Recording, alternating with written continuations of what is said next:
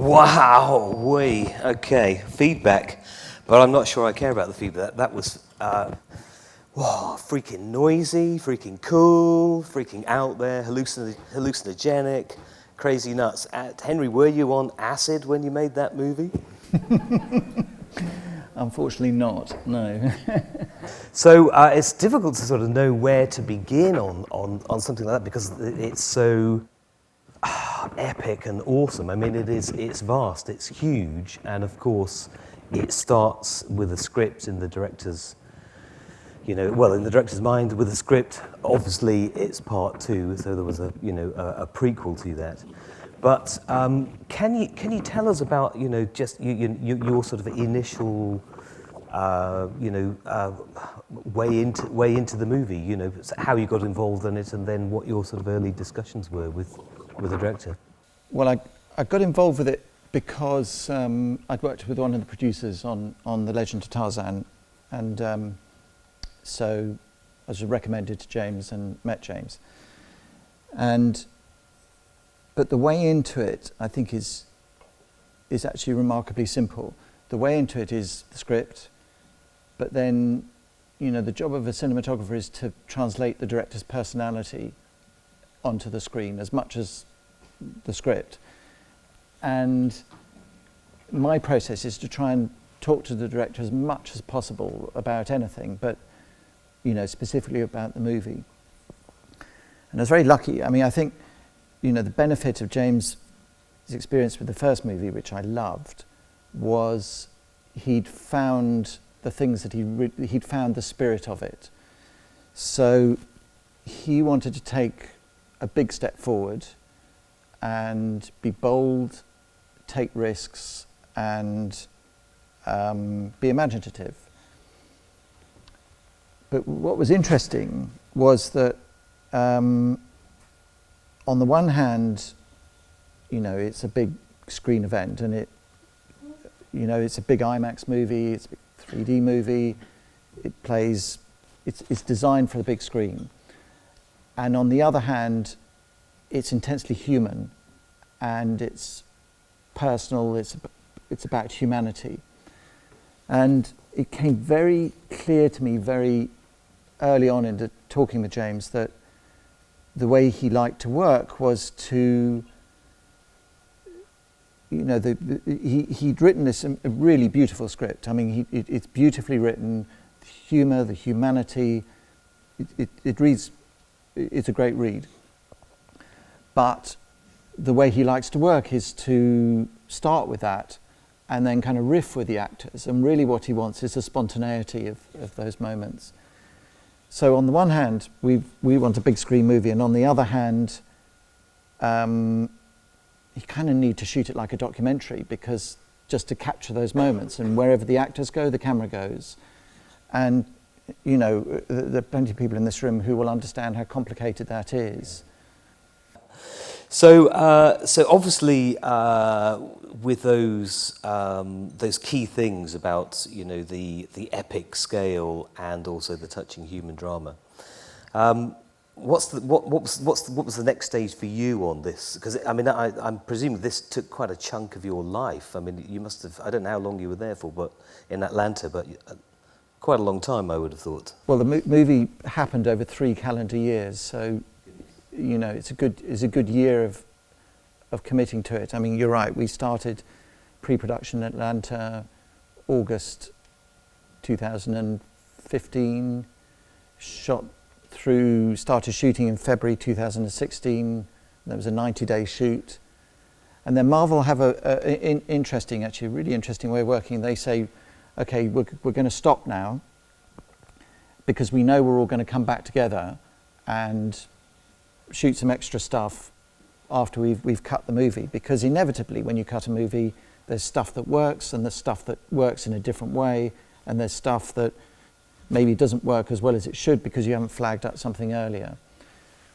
So then we reconvened. Funnily enough, actually, there was remarkably little to reshoot. Remarkably little. So they used that time to kind of try different things. So we reconvened in Los Angeles, and they built quite a few big sets at Sony, and then some more at Warner Brothers So I walked away from shooting in January this year. Goodness, okay, so that's a long period. But just sort of going back to the those initial phases about the epic scale and the touching humanity and capturing the spontaneity. So obviously you have to start thinking about the camera and how the camera is going to be on set and how you're going to move the camera, and also the resolution of the pictures as well. And the colour, because it's an immensely colourful movie. So can you take us through your thought and your sorting process to eventually end up with the Red Weapon VistaVision 8K camera? Right. Well, actually, it's interesting. We're sat here in the first ever cinema in the United Kingdom, and we've just watched the first ever 8K VistaVision movie in the world.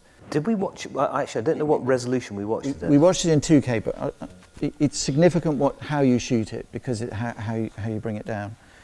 So there was an interest in Marvel to shoot this on 65mm, on the Alexa, which is very, very beautiful images from that camera, really beautiful images. And I looked at that and I thought, that's amazing, I get it, especially for IMAX projection and so on. But fundamentally, that wasn't the visual idea of the movie. The visual idea of the movie was the spontaneity and being there and putting the camera in the right place at the right time. So that's when I had a very good experience with the guys at Red on The Legend of Tarzan. So I went to see Jared Land, who is one of the key players at Red, and talked through with him what I was looking for. And he literally sort of reached down and put this black box on the table and said, well, how about this?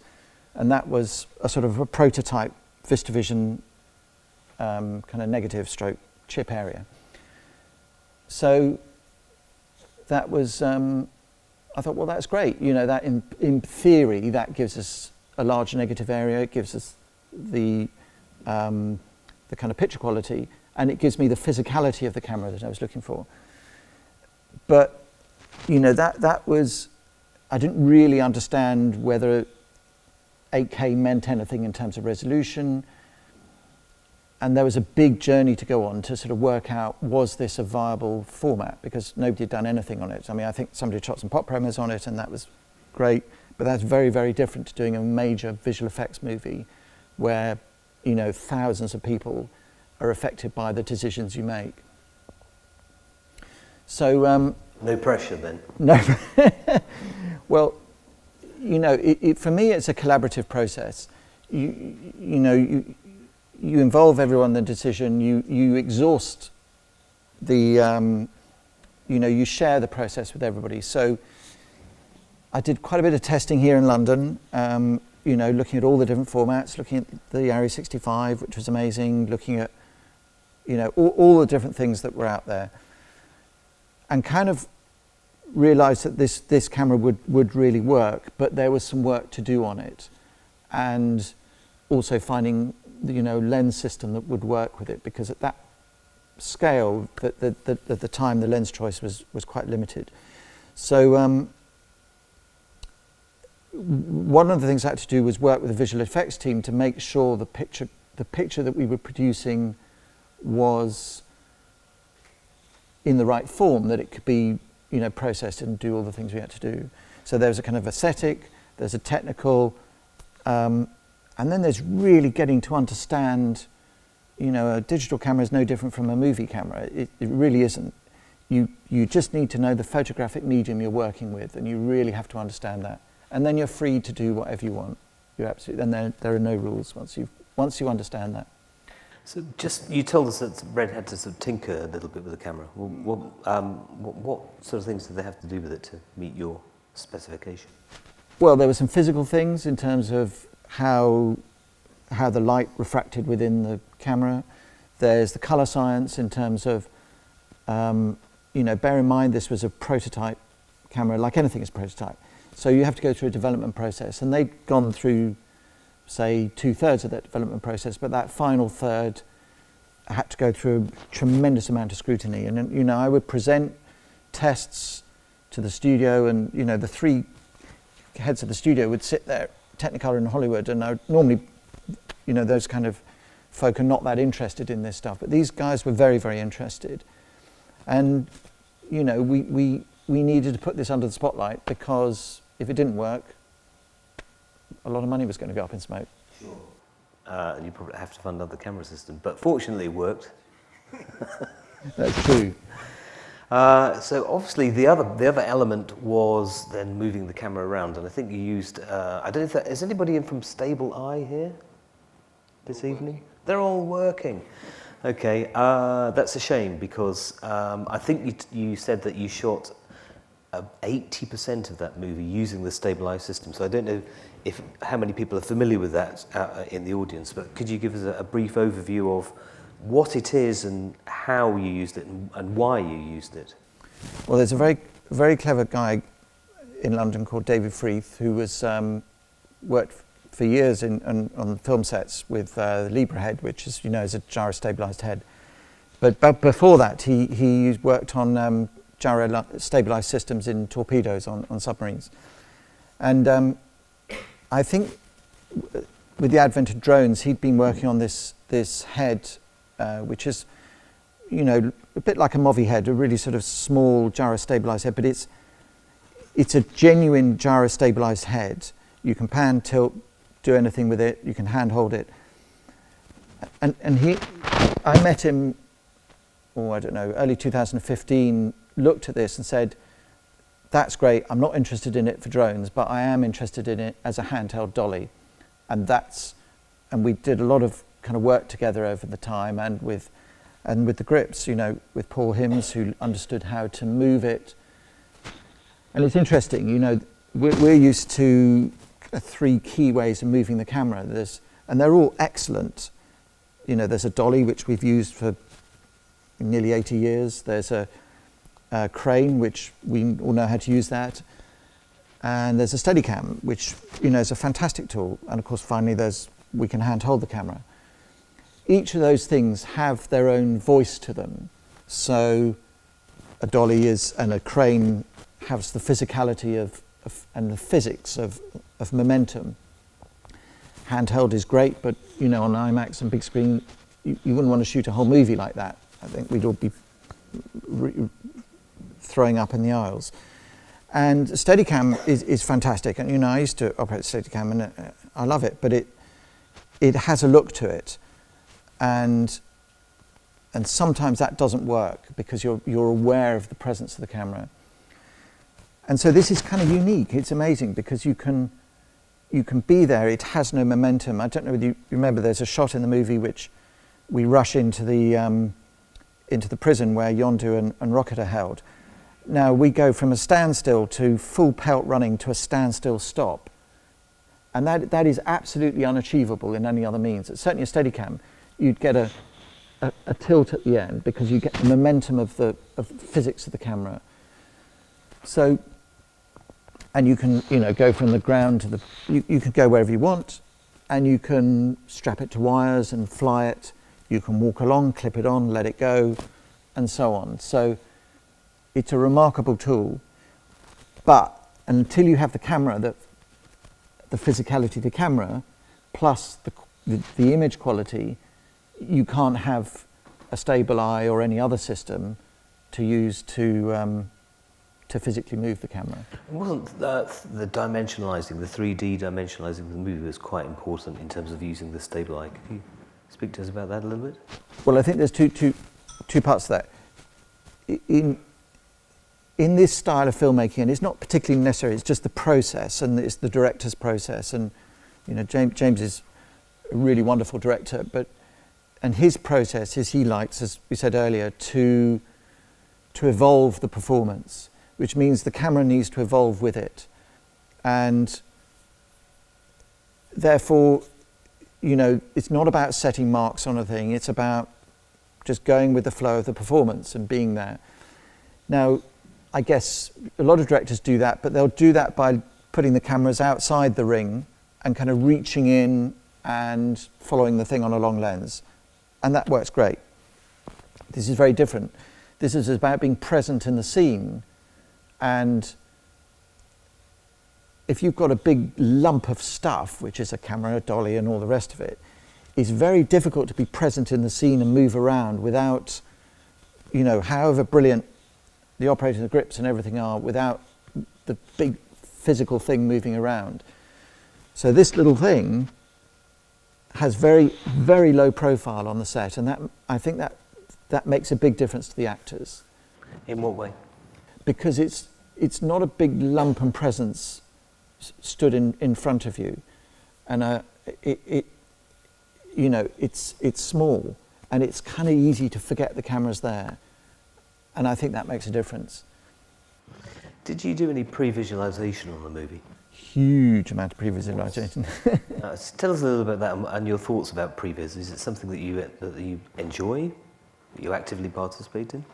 Well, I think the previs is primarily the director's process, and so my role in that, so there's about 3 months of solid pre-visualization on a movie like this. And if you think about the opening sequence, the opening title sequence, that fight with the monster, that, you know, James had that basic idea in his head from many, you know, when he wrote the script. But the process of getting the timing, the combination of live action with animation, the rhythm of it, in terms of getting the rhythm of the camera move, in terms with the music, all those things, I think you have to pre-visualize it, because it's almost an animation technique. Now, one of the unusual things about Stabilizer, some of those angles we got, and there was one point where James and I thought, oh, we could actually shoot this in real time with this camera. But obviously what we did was break it down into sections, and, you know, all the interactive live action sections that we kind of broke down and shot piece by piece. And previs is a very sophisticated tool now. You know, there was a time when it was kind of block figures and very crude, and that, you know, was sort of helpful. That's Moore's law, the computers expanding. Yeah, now it's like a very sophisticated computer game, and the danger of that is that your expectations of it are very high. So the process here is that, you know, I would sit down with the previous team and say, okay, this is, obviously they have all the parameters of the sets, the actors and so on, so they have 3D models of the sets. They then, I give them the information about what the camera, the physicality of the camera, what it can do and what it can't do. And that means we can very precisely say, well, the camera can get to here and get to here, or if we need it to get to here, we'll need to build the set in this way. Or most importantly, is that the right place to put the camera, because are we putting it somewhere that is unrealistic and untruthful? My kind of contribution to that is I always try and make sure that, okay, the moves are fantastical, the world is fantastical, but there's truth in it. And there's truth in the way the camera moves. You know, I have a lot of experience in aerial photography and all the rest of it. So I kind of bring that to bear and try and put humanity into it at that early stage.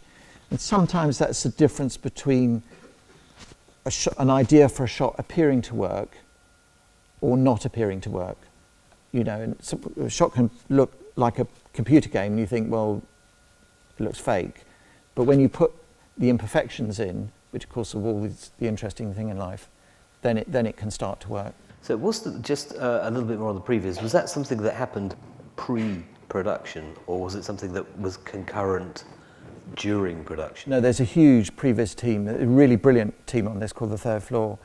And no, they were with us in Atlanta all the way through pre-production, and then they all the way through the shoot, and then they stay on the movie into post-viz, where they take what we've shot and continue on for the animated areas, and make sure that the physical backgrounds tie in with what we've shot. Wow, okay.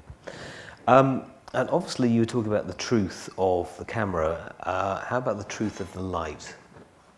Because the lighting is obviously a key part of the cinematographer's work. So my process, and everyone has their own process, my process is, you know, there's a large amount of built sets here. I think we only did 4 days on location. You know, the rest of this is all shot on sound stages. A lot of sets, a lot of blue screen, but fundamentally it's always down to visual idea. Where does the light come from? So, you know, I spend a lot of time with the designer discussing where that's going to come from, so that that's designed into the set with the set decorator to make sure that if I want practical sources, that's in. I think, you know, this is a space movie, so there's lots of flashing lights in space. I think we used something like 5 miles of LED strip lighting, but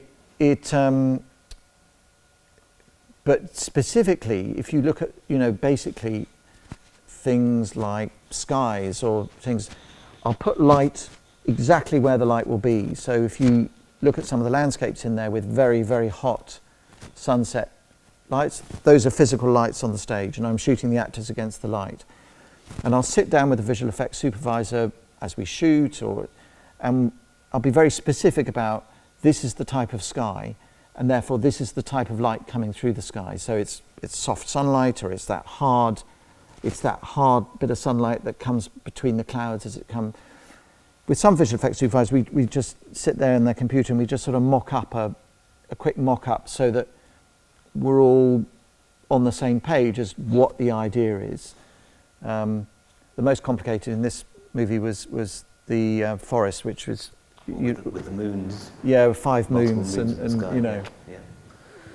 we could understand the difficulty of the idea of 5 moons. Yeah, yeah. Not very easy. No. And what sort of figure that you used an enormous number of sky panels for this? Well, yes. Well, I mean, you know, a movie like this uses an enormous number of lights, and you know, Atlanta is very, very busy. It's like London because the tax break system there. So, but it's challenging. The MBS, who were supplying the lighting, would, you know, it's a classic yes, no problem. But as actually the reality is, they were, you know, the logistics of getting all that stuff and set is no mean task. And I guess that the lighting also, just wanted to talk about the what that means for your lighting crew and your gaffer. I presume they were kept pretty busy. They kept very busy. Did you must have pre-lit sets and. Yeah, so there's a lot of stuff which is, you know, day exterior or exteriors, obviously shot inside, and what I find works very well is creating, you know, very natural ambient light, which means putting thousands and thousands of fluorescent tubes, you know, kinoflows basically, into the ceiling, and then you know, hanging cloth. So it's very, very large scale ambient light, and it's works very well because it's entirely truthful and natural. If you look at how it plays on your hand, it's exactly as it does, you know, with a cloudy day outside. And then on that, I can play tunes with that. I can, you know, dim it right down, or, you know, and then play with the relationship between light and shade and so on with that. But that was,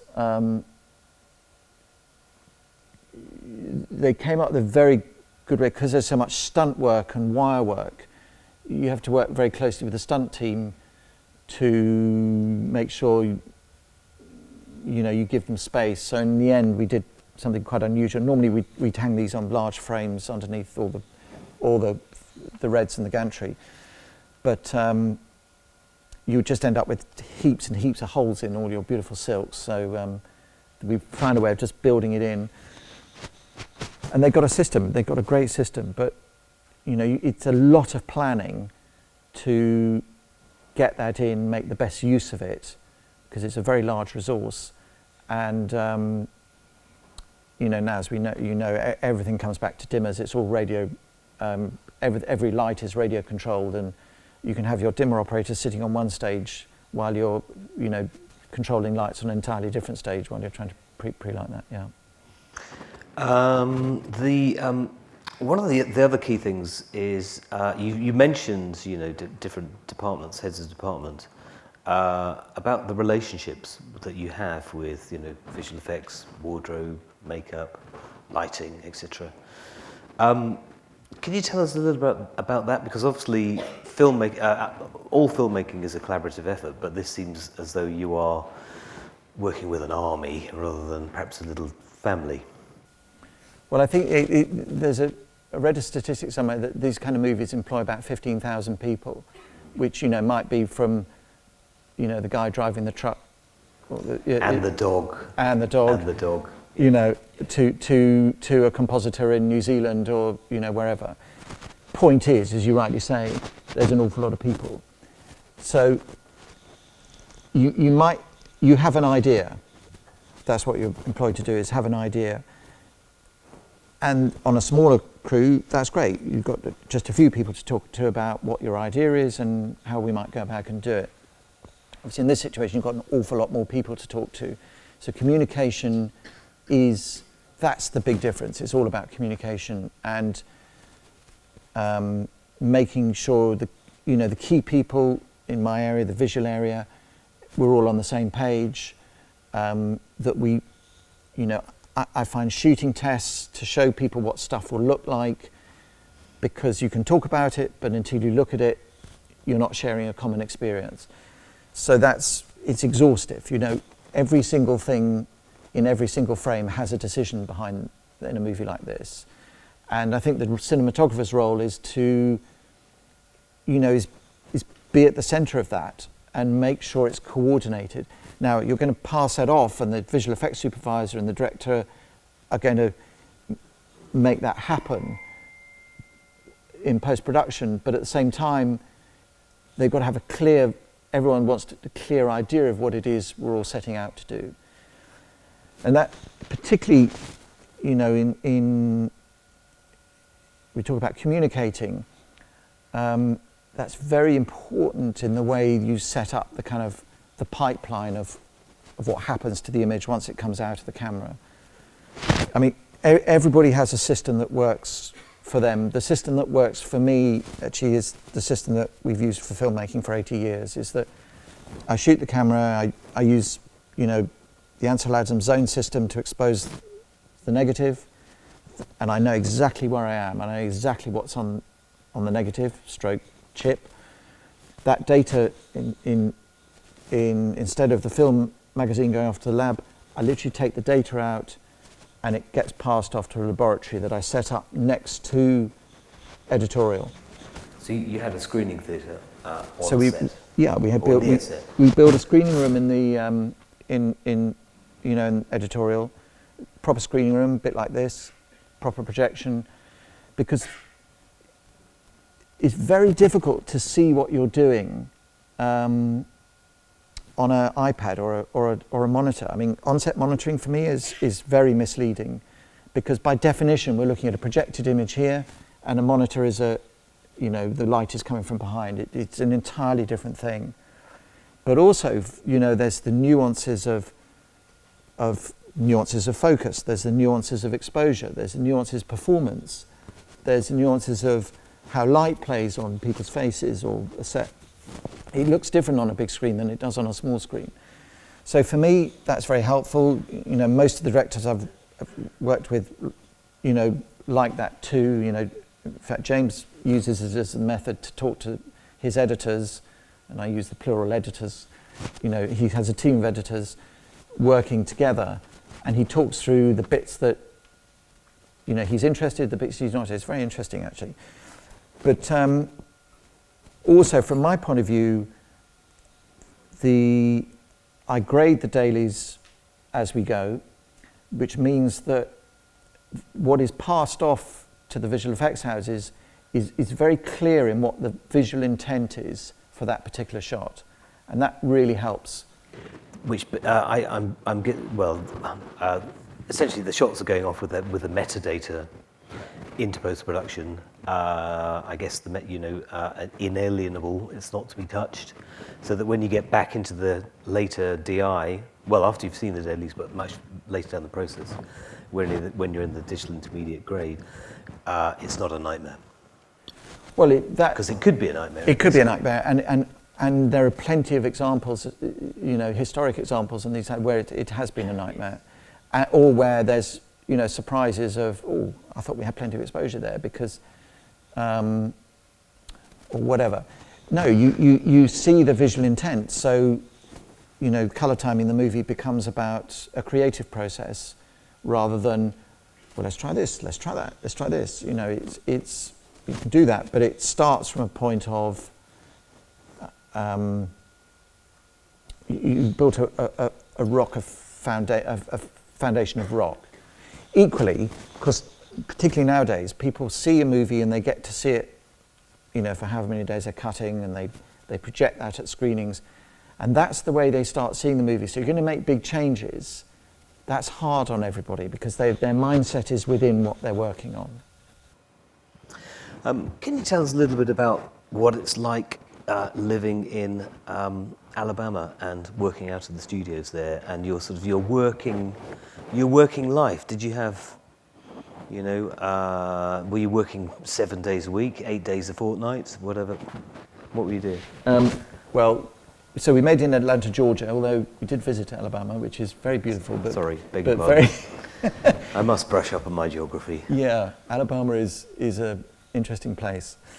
Well, Atlanta's amazing place. It's a very eclectic city, but it's very different to the rest of Georgia. But I loved it. You know, Pinewood have built a studio about 45 minutes out of town, and it's absolutely brand spanking new. There were 14 stages there, which we used all of them. Plus, we needed another big area, which we used a big convention centre. Well,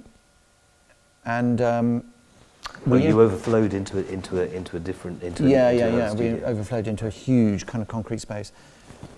So all the Ravager sets were very cleverly built. Actually, they're all built on wheels, but they had no backings to them. So I could just let things go off into dark, or put light back there to create depth and so on. But we persuaded everybody to shoot continuous working days. You know, remember there's huge makeup jobs. Something like Zoe starts at 2 o'clock in the morning. I was going to say that actually some of the people that coloured blue and green, and the Drax who's stone, didn't they have vitamin D3 deficiency? They work hard. They work hard. I mean, they've got. Did you get a vitamin D3 deficiency? I did. So a continuous day works great. What are the hours on the continuous day? Well, you start filming at 8 o'clock and you finish at 6 o'clock.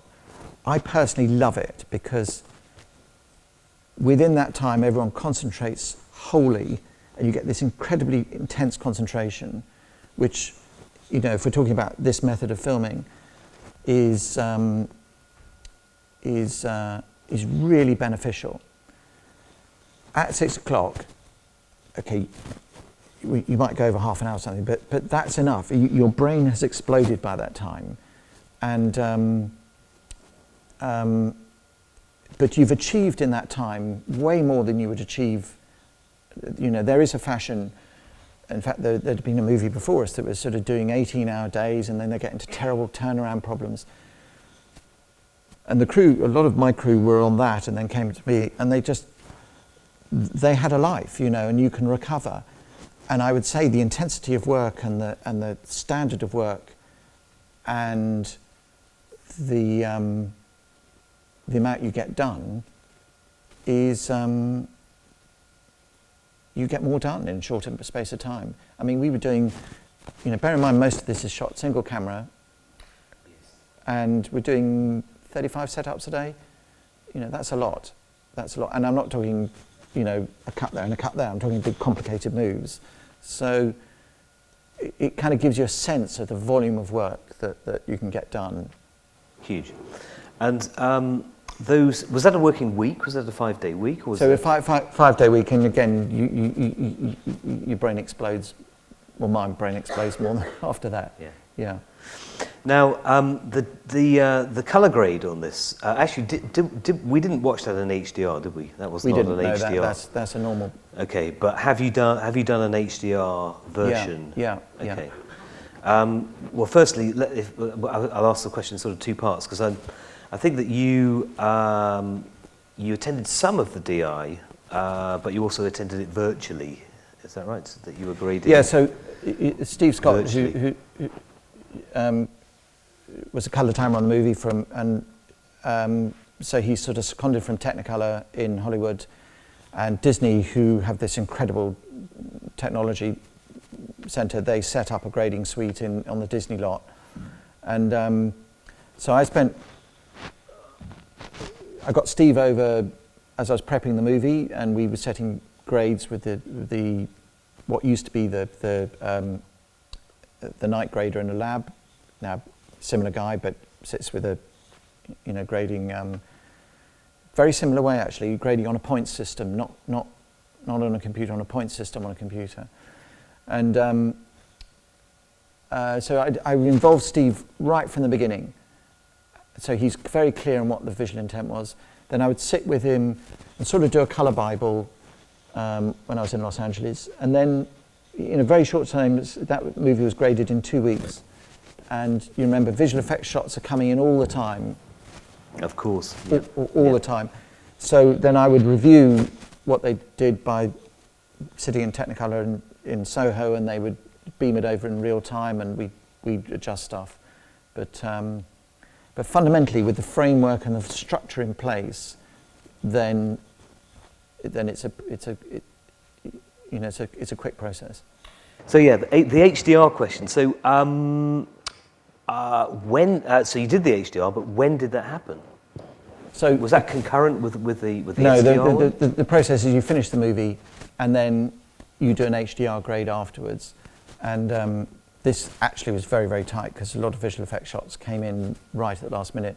So they did that probably a couple of days before the premiere in Los Angeles. And that, I don't know if anyone's seen HDR, but it is the most amazing projection format. You can see it. It's, the brightness is fantastic and the darkness is fantastic, and it's nothing like you see here. This is a very good projection here, but it's just because you get that extended dynamic range, it's wonderful. Yes, I'm imagining that might have sort of made us all be a bit catatonic. Are the whites a bit too bright? Because some of the HDR that I've seen at trade shows or whatever, you see the footage and you think, wow, that's great, and then the credits come up and wow, it burns into the backs of your retina in the most unpleasant way. And I'm presuming that's sort of because they haven't tweaked it enough. But yeah, you definitely, in as much as you do a grade for cinema, you do a grade for 3D, you do a grade for HDR, and you do a grade for TV. They're all entirely different formats. And if you took this grade you saw tonight and just transferred and showed that on a television, it would look terrible. So it's no different. It's just a different projection medium that you have to adjust. Sure. You mentioned that you had some challenges on this. What do you think were the sort of the biggest challenges that you faced on this? That's a hard question, because the first big challenge is, I think anybody finds the first 2 weeks of a movie terrifying, because you're thinking, is this any good?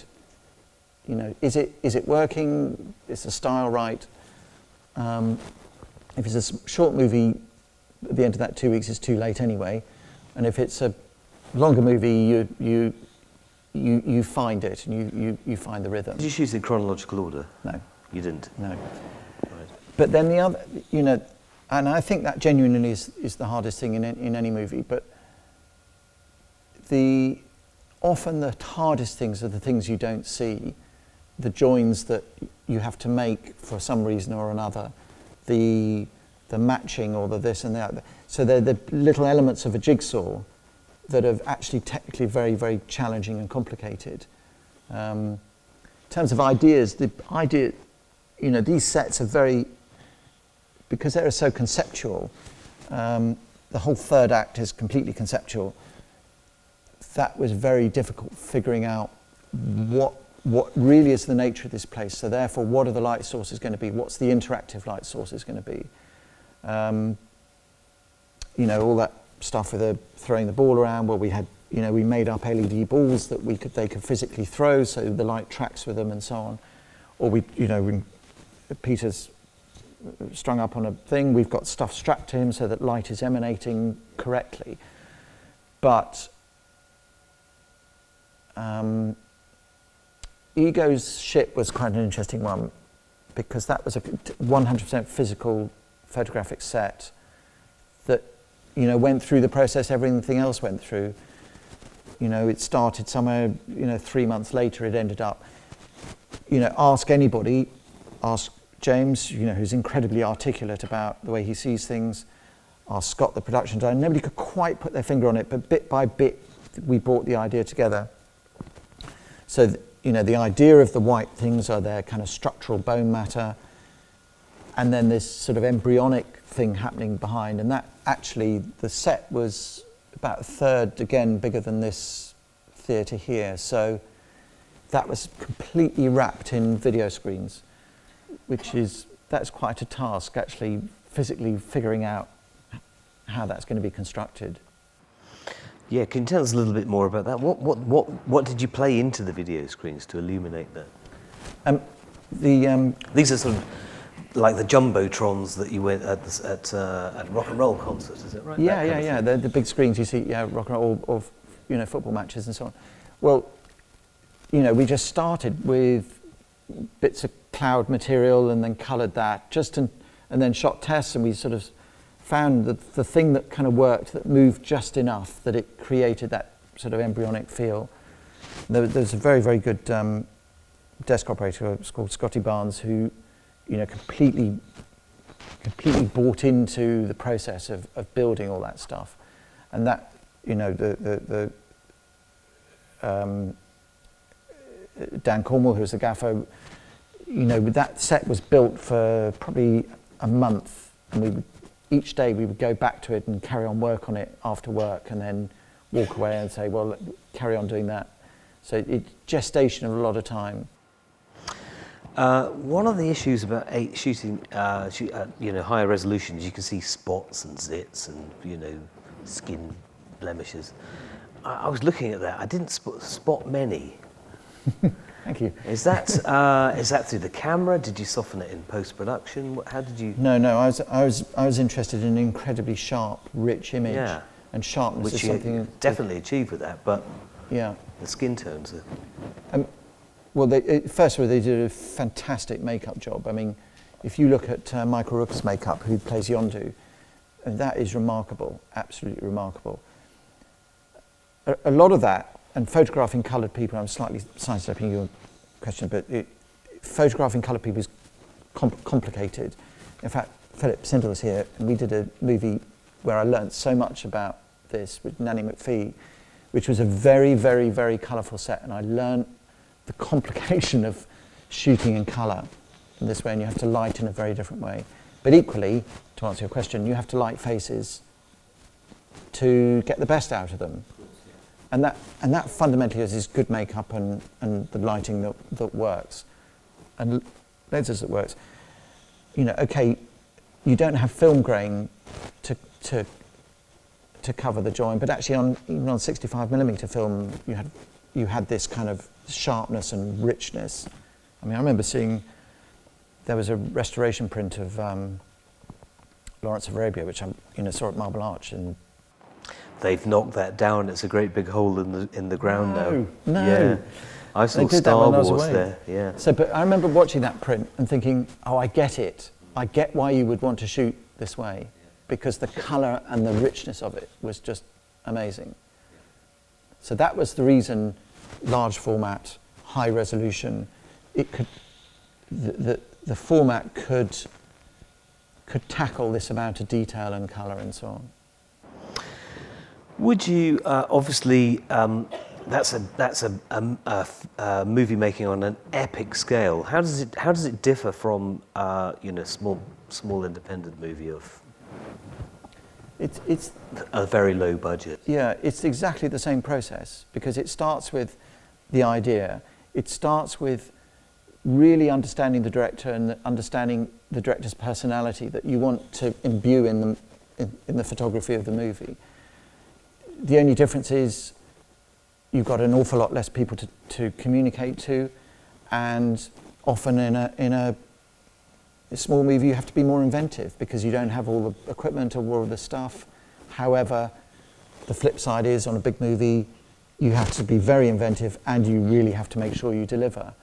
Well, you have to make sure you deliver on any movie, but I think it's the same process. I mean, I don't get fazed by doing this. You know, my next movie is tiny, you know, but it's the same intellectual process. Okay, briefly, a little sidestep into something else, which you've been shooting some virtual reality, and you said you were a bit skeptical at first, but then you grew to love it. Yeah. So are you able to tell us anything? I can't tell you much about the project. Oh, go on, tell us, then you can shoot us all with a gun. No, I might have to kill everybody in this room. But it's, so, yeah, the virtual reality, I put these things on, you know, because I wanted to understand what it was about. Put these things on, and most of the things I saw were kind of interesting. You kind of looked around, and you thought, oh, that's fun. And you ended up just looking one way, and it was just like looking at a movie. You weren't bothered about what was going on. So the tests I've been doing, which is a project next year, is actually, it's remarkable because it's all about blocking. And if you block a scene around the camera, it's amazing because you are literally immersed in the scene and you're in there. And it's not movie making, it's not theatre, it's something different. I think we're at a stage where we're just discovering what it is. You know, a lot of people, I know studios are using it for, so Fantastic Beasts, for instance, all the assets they have for that. You can, as a kid, you can look at a monster and all that stuff, and that sounds great fun. Or you can do it in a museum or whatever. But I think as a storytelling medium, I bet you there's we'll be telling stories with this sort of medium in not that many years to come. Do you not see more of a training thing, or? Say again? Is it not more of an educational and a training tool? More of a... No, it's whatever you want it to be, but it's certainly an entertainment tool, and it's a way of telling stories, that's for sure. Okay, and from the cinematographic point of view, using a camera array that's seeing through 360? But it's no different to shooting this. You know, I would light a set in 360 because I'd want to take, you know, start anew and follow you around, and I would shoot 360 anyway, so there's no difference in that. Right. It's time to open up to questions on the floor. I don't know how long we've got, but do we have a question from the audience? And do we have a microphone? We have a microphone. We have a question from Nigel. Henry, I really appreciate the way you describe the role of the cinematographer in the complexity of the work that you've done. But what do you think about do you think that the role of the cinematographer has got more complex, and do you think that we are presenting that enough? I mean, I just think that that the complexity of the work that you've done needs to be really broadcast and really understood better than it is. And the other question I have very quickly is the post-production involvement. I think that's a really good point. Funnily enough, I'm going to do a workshop in actually with the Red guys in Los Angeles at Cinegear, specifically about that, because I think, you know, what is the role of the cinematographer? And I think also, so that's a subject in itself. I don't, you know, everyone will have their view. I think there are also some, you know, the advent of digital photography, and I shot one of the very, very first ever digital movies called Flyboys in 2005, which was with the prototype, what do you call it, Genesis camera. And I learned so much in a very, very short space of time, and there was a reason why I did it, mostly because there was so much aerial photography, and You know, I knew we'd never make the movie if I had to change film every 4 minutes. You know, so, and actually it opened my mind to the possibilities, it opened the director's mind. But I think there's some confusion that's come into the role of the cinematographer because a number of other people have been brought onto the set and created roles that are kind of confusing. And I think that's you know, everyone can have their own method of working, that's only right and proper. But, you know, there's some very basic ground rules that we should all know that then just sets us free to operate anywhere we want to operate. And that's what I'm going to do in Los Angeles in a couple of weeks' time. Has the role changed? Yes, it has. It's become much more complex, much more complex. On the other hand, the same fundamental things are truthful. I was just looking back at an article by Jack Cardiff recently. I was trained by called Johnny Von Kotze, who was in Jack Cardiff's crew. And so I recognised a lot of this. And the basic things about how you develop a visual idea, your responsibility to the director, the producers, and so on, are all the same. But I think we have to stand up taller and be clear about what our role is and what our responsibilities are, because, you know, the democratization of cinematography is great, and it happened to editing, it happened to music, it happened to all these other things. But that shouldn't be confused with real knowledge and control of delivering the finished picture. You know. Talent. Well, yeah. I mean, yeah, exactly. You know, you a lot of it's instinctive. You know, your way of doing things is different to my way of doing things. They're both equally valid, and that's what produces a movie that, you know, is interesting to look at for an audience, because you celebrate the difference. Nigel, you had a second part of the question about post-production. What was... Henry's involvement in post-production. Oh, I see. So it depends from movie to movie. On this, I tried to set up as much beforehand and get the template set. Different directors work differently. You know, I worked for David Yates on Legend of Tarzan. He likes a lot of involvement in post, you know, and I would do that system. They would want grades for screenings, for test screenings, and they want to try stuff in grades for test screenings. So, you know, I'd come in and work on that through. But I definitely am very closely involved with the visual effects supervisor right the way through the movie, because their work benefits from it and my work benefits from it, and that very close relationship means that we're helping each other. So I think that's a really important relationship. Do we have some other questions from the audience? Yes, the lady up there. Hello, thank you for amazing session. There was one particular shot that I was intrigued. I was wondering if you could tell me how you did it. It was a shot of the arrow with a red light following it, and the shot where the ship had gone dark, and then you could see the arrow light following really fast, killing the rest of them, and gone dark again. How did you do that? We would shoot, say, 3 different passes of that shot. So the first pass would be with the actors mimicking getting shot by the arrow. The second pass would be an empty frame. And the third pass, we'd walk through with a red light to give the interactive light of where the arrow would hit the walls and hit the set. And then that was all combined in the final thing. When you say an interact, was that... so you're actually painting with light? Yeah, I'm because very... I presumed it was post-production effects. No. No visual effects work unless the interactive light combines with it. Otherwise, it always looks stuck on. And so, you know, I put a lot of thought into how to do this.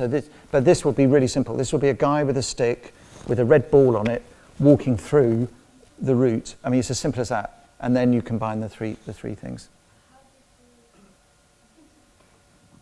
How did you manage to match the position of the arrow and the movement of the people getting killed matched completely? So that's a lot of rehearsal, and that's where previs comes in, because you try and work out what the timing of that's going to be, and then you do it with in fact those were stunt guys, so you do it with them. Okay, it's going to change a bit because they're humans and all the rest of it, but you kind of try and work that out as much as possible. And then James is a director who's very specific about that stuff, because he wants the thing to happen in a rhythm, in as much as dialogue happens within a rhythm. And that is a very, very tightly constructed, from the point where they walk out the prison to the point where the ship separates. Every frame of that is very tightly considered about the choreography of how that happens, the choreography of the camera, the choreography of the actors, and, as you rightly point, the choreography of the arrow. Further questions? Yes, lady right up on the balcony up there, in the dress circle. Hiya. You mentioned a little bit about the tests that you were doing, and I was wondering if you could talk a bit about what exactly you did, especially in relation to the VFX team and working with them. Well, there's two types of tests. There's actually there's three types of tests. First test, where I really like to understand the photographic medium I'm using.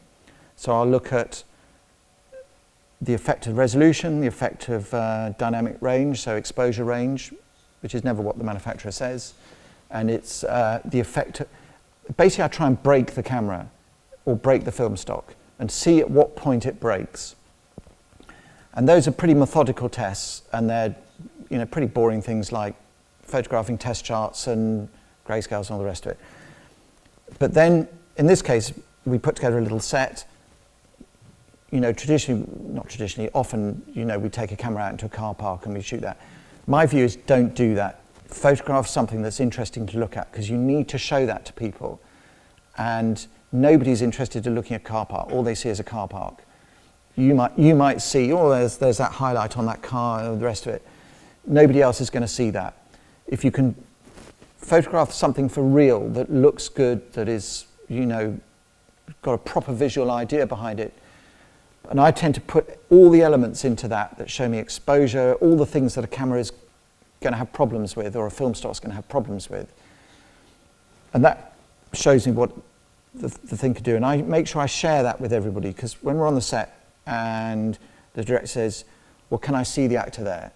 Because he can't see it on his monitor. And you say, yes, you can. He knows that I know what I'm talking about.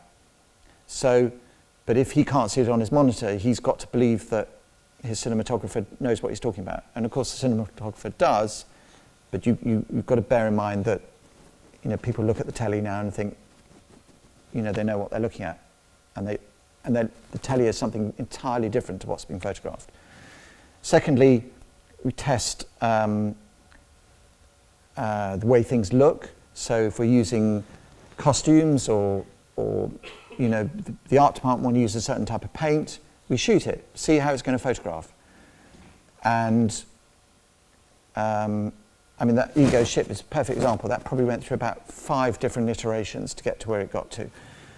Then thirdly, about the methodology of a shot. You might shoot a test to prove that the method you're thinking of works. So if it's a wire rig, actually what's interesting is, because of the stable eye, we work very closely with the stunt group and the wire team on the stunt group. They would rig a lot of our wires interactive with their wires, so they'd be flying actors around, and we could, because we were working together and the footprint of the camera is so small, we could fly our camera in amongst their wire systems. So we'd shoot that to prove the process before we'd come to shoot the day. So hopefully that answers your question. Other questions? Yes, Richard. So Henry, how much do you rely on your eye rather than histograms and calibration? Are you still on meters and things like that? Do they still enter into your toolkit? Well, your eye is your is your taste, and for me, I use Ansel Adams' own system, which he invented in 1939, and a spot meter. And that tells me precisely whether something is going to be photographed or it's not going to be photographed.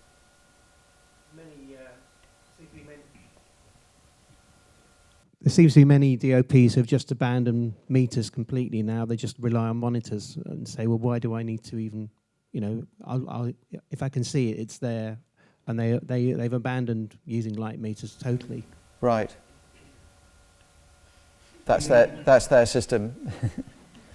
Do you think it's still a valuable tool? I think it's an absolutely essential tool, and there's some very specific example whether that's gone horribly wrong without it.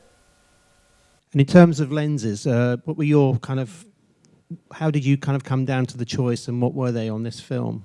I shot the on the VistaVision format. I shot with the Panavision 70 series, which were a very good optical match, and because of that, really that's what the Panavision DXL has been built out of, because it combined their lenses and the the DXL is this red camera that we developed effectively, and that's a very good pairing. Lenses is, again, it's an aesthetic choice. I shot a lot of phantom high-speed stuff, as you probably saw, and I'd use Summicron, Leica Summicron lenses for that. Why did you use those for the phantom? Because the geometry basically the geometry of the Summicrons is better suited to that smaller chip size, and the Panavision 70 series are designed for that VistaVision negative. Yeah. I think there's time for one last question. Would anybody like to ask Henry while we've got him here? One more question. Yes. So I really love the way that the camera moved. It was very free, and yet it was very sort of controlled, which is quite a difficult thing to balance the two. The camera was right in there the whole time with the action, which again I think shows on the screen. But therefore, if you shot 80% of the film using that technique, which worked very well, how on earth did you get your BSC cameras in there and also achieve shots that could cut into the main sort of footage that you'd shot with the A camera? Well, I mean, really good point. So I took two stabilize out to Atlanta with me, because I thought, if I've got a tight shot here, then, or I could cross shoot, which I did quite a bit. So in those kind of situations, you could then, as you know, get that kind of flow of dialogue. About 80%, I think I said, was single camera on that, exactly as you say, because I'm right in there, and it's shot in a fluid way. You and I have shot like this before. You just join the whole scene together, and you shoot it from one way, and you march around. Obviously, we would lay boards and trundle around, and you'd perform acrobatics around the camera. Now you can, as you know, just sit quietly over on a box on the side of the set and give everybody else a bollocking for getting it wrong. But as you can imagine, the speed with which you can do this enables you to shoot with one camera more and do all the coverage you need to shoot. And that's why I think it gives you it's a different style of filmmaking. And I think the speed, to go from a mid-shot to a close-up is a question of the grip just stepping in and saying, right, well, off we go, or we'll shoot it in that thing. But it gives you the sense of a single camera movie. I'm not saying multi-camera movies aren't good, it's a different thing. It's more of an observed way of storytelling. So, unfortunately, I have to bring the proceedings to a close, but that has been supercalifragilisticexpialidociously surreal and brilliant. Thank you very much. Let's give Henry a round of applause.